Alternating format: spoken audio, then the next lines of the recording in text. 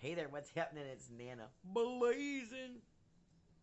Sitting here thinking about all the lessons I've learned from past friendships, work relationships, and even romantic relationships. The one thing I did learn from this guy, his name was Mark. Beautiful man. We lived in Columbus. I met him at a comedy show, actually. Real tall guy, 6'8", about 280 pounds, long brown hair, beard, beautiful. But I went up to him and said, "Hey, how you doing?"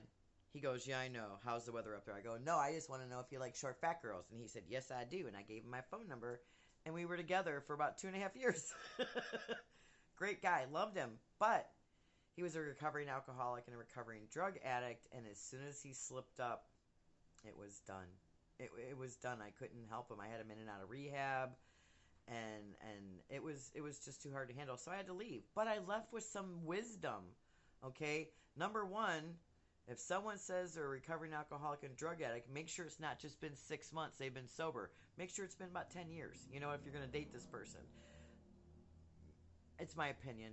Please don't start shouting at me, telling me how great you are in recovery after 2 years. I don't want to hear that. This is just me talking, okay? And I'm all down with people in recovery. It's a beautiful thing. I have a lot of friends in recovery.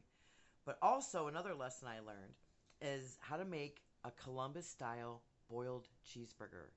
And I know you're thinking, what the fuck are you talking about, Nana? I'm talking about a big, thick, juicy burger that is cooked all the way through. And it's done by fucking boiling it. You get a skillet, you put your about 2 cups of water, so it doesn't cover the patty that you're putting in there, but it's kind of close. You put a pat of butter, all your stuff, garlic, onions, spices, herbs, all that good stuff, right? And you bring it to a little boil, and then you put your patty in there, and you cook it on one side for 10 minutes, roll in a boil.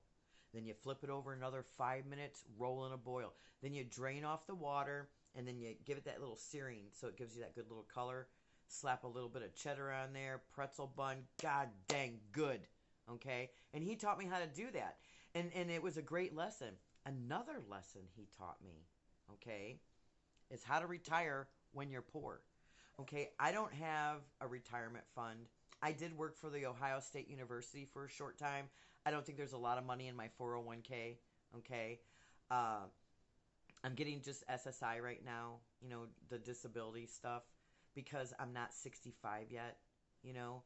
So I'm on a fixed income. I'm financially challenged. I've told you guys that before. So I'm like, how the fuck am I going to retire?